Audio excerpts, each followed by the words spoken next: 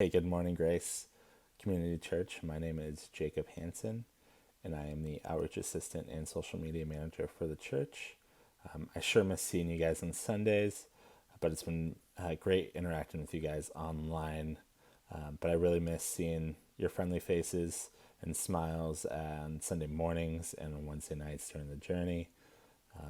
But today I have the privilege of sharing the morning encouragement with you guys, and I'll be sharing out of John 15.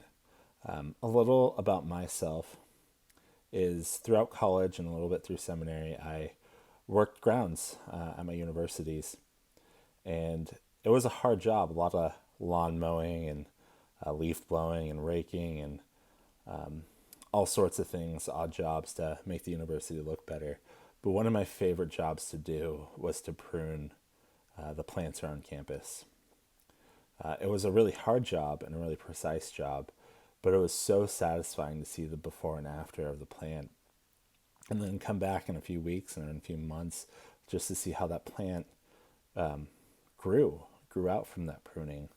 And that reminds me of John 15, where it says, I am the true vine, and my Father is the gardener. He cuts off every branch in me that bears no fruit, while every branch that does bear fruit, he prunes, so that it will be more fruitful. You have already clean because of the word I have spoken to you. Remain in me, and I will remain in you. No branch can bear fruit by itself. It must remain in the vine. Neither can you bear fruit unless you remain in me. Pruning is really messy, usually a big mess to clean up afterwards. And it's really hard. It makes a big mess. In our world right now, we're living through a big mess.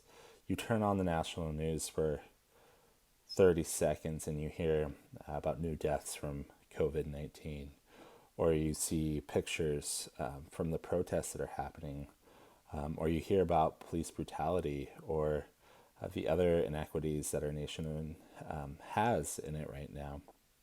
And it's really just heartbreaking. There's even murder hornets up in Washington. It's a crazy world.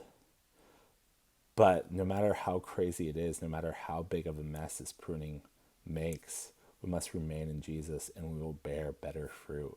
So that's my encouragement for you this morning, is it might feel like you're in the middle of being pruned through all this, but remain in Jesus and you will bear great fruit.